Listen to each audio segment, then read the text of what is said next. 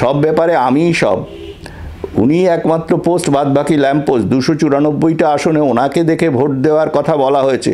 তারপরে ওনার সব নেতা হয়েছে কি বলে ওই তোমার মন্ত্রী, তার আধিকারিকদের যখন তৃণমূলের লোকেদের জেলে নিয়ে যাচ্ছে, তখন উনি কিন্তু বলছেন ওটা ওদের দোষ। কেন? আপনাকে দেখেই তো লোকে ভোট দিয়েছে, তা আপনিই তো করেছেন।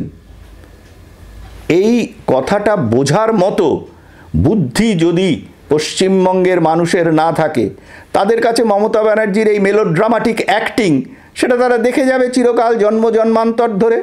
একেবারে তৃণমূল নেত্রীকে বারবার জানান দিতে হচ্ছে আমি ময়দানে রয়েছি। কি বিষয়টা বলছে আমিই দলের শেষ কথা। কিছুদিন আগে আপনি জানবেন যে অভিষেক ব্যানার্জি মুখ্যমন্ত্রী হবেন না পুলিশ মন্ত্রী হবেন তা নিয়ে কুণাল ঘোষ বক্তব্য রেখেছেন, কি হলে ভালো হয়। আমি বলছি দড়ি টানাটানির খেলায় বারবার তো দুপক্ষকেই জানান দিতে হচ্ছে যে আমি আছি, তাহলে ঠিক তৃণমূল এখন কার?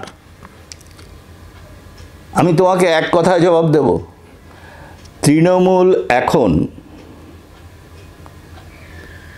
হাইয়েস্ট তোলাবাজ, লুটেরা এবং সামাজিক দুর্বিনীত দুর্বৃত্তদের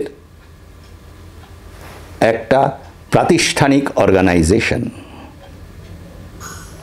এবং মমতা ব্যানার্জির এই কথাটা কিন্তু এখন নয়, উনি সেই 2011-তে দায়িত্ব নেওয়ার পর থেকেই এসেছেন। সব ব্যাপারে আমিই সব, উনি একমাত্র পোস্ট, বাদ বাকি ল্যাম্প পোস্ট। 294টা আসনে ওনাকে দেখে ভোট দেওয়ার কথা বলা হয়েছে। তারপরে ওনার সব নেতা হয়েছে কি বলে ওই তোমার মন্ত্রী, তার আধিকারিকদের যখন তৃণমূলের লোকেদের জেলে নিয়ে যাচ্ছে, তখন উনি কিন্তু বলছেন ওটা ওদের দোষ। কেন? আপনাকে দেখেই তো লোকে ভোট দিয়েছে, তা আপনিই তো করেছেন। এই কথাটা বোঝার মতো বুদ্ধি যদি পশ্চিমবঙ্গের মানুষের না থাকে, তাদের কাছে মমতা ব্যানার্জির এই মেলোড্রামাটিক অ্যাক্টিং সেটা তারা দেখে যাবে চিরকাল, জন্ম জন্মান্তর ধরে। সে তাতে তো অভিষেকেরও তো অভিষেক হওয়া প্রয়োজন, কারণ তিনি দীর্ঘদিনের সাংসদ। না, সাংসদ নয়, তিনি হচ্ছেন, দেখো, তিনি ভাইপো, আফটার অল ভাইপো।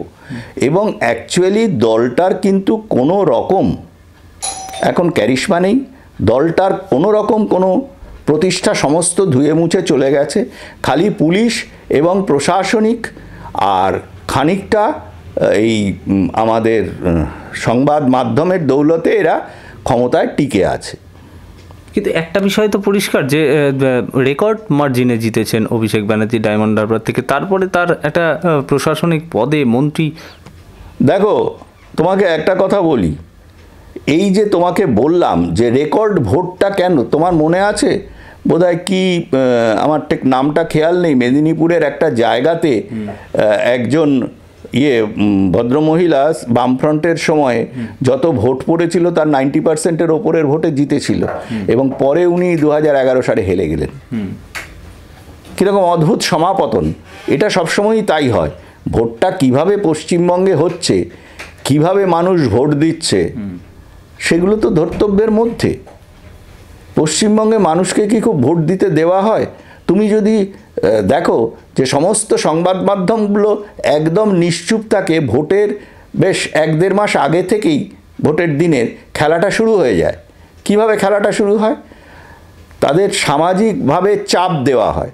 আরেকটা জিনিস দেখো, শহরের অল্প কিছু মানুষ ছাড়া অন্য মানুষদের তো সবসময় ভীত সন্ত্রস্ত করে রাখা হয়, এবং গ্রামের মানুষদের তো তারা মানে সবসময় সদানিয়ত, এখন পশ্চিমবঙ্গের যে অবস্থা দাঁড়িয়েছে না, গ্রামের মানুষরা প্রশাসনিক এবং রাজনৈতিকদের কাছ থেকে সার্টিফিকেট বা তাদের নড ছাড়া তারা কিছু পাবে না। যেমন তোমরা দেখতে পাচ্ছ এই আবাস যোজনার জমি পায় না, সব কিছু। তোমাকে একটা জাস্ট ঘটনা একটা বলে দিই, যে পশ্চিমবঙ্গের যে এই তোমার ইনফরমেশনটা দেওয়ার যে কেন্দ্রীয় বিভিন্ন প্রকল্প, এর সব সেটাকে বাংলা মিত্র নাম দিয়ে পশ্চিমবঙ্গ সরকার সেটাকে বন্ধ করে দিয়েছিল, এবং যার ফলে পশ্চিমবঙ্গে এই মুহূর্তে ক্যালকুলেটেড হচ্ছে, যেটা মানে শ্রমিক ভট্টাচার্যের কোয়েশ্চেনে জবাবে রাজ্যসভায় জানানো হয়েছে সম্প্রতি, ভেরি রিসেন্টলি, যে 20,000-এর ওপরে মানুষ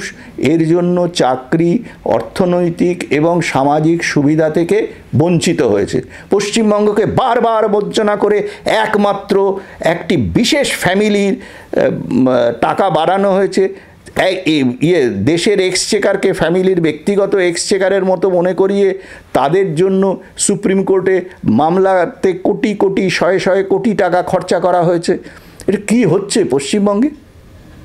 না, মুখ্যমন্ত্রী হওয়ার সম্ভাবনা কতটা, আমি একদম শেষ করব স্পেসিফিক জেনে, অভিষেক ব্যানার্জি মমতা ব্যানার্জির পর।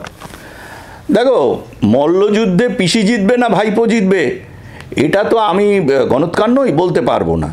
তবে ভাইপোর বয়স হয়েছে, ইচ্ছেও হয়েছে যে সুপ্রিম গদিতে বসার। এটার মধ্যে তো মানে এই যে দুর্নীতিগ্রস্ত একটা সিস্টেম, এই সিস্টেমের মধ্যে এটাই স্বাভাবিক। কিন্তু কুণাল ঘোষ দেখতে পেয়েছেন মুখ্যমন্ত্রী? দেখো, একটা ক্লাস 4 পাস সাংবাদিক নামধারী জেল খাটা আসামির ব্যাপারে আমাকে মন্তব্য করতে বলবে না। আমি মানে কনসিডারও করি না ওকে কোনো যোগ্য লোক বলে, যে ওর কথার কিছু, তৃণমূল নিজেই পাত্তা দেয় না ওর কথাকে। He is his masters voice, just ignore him.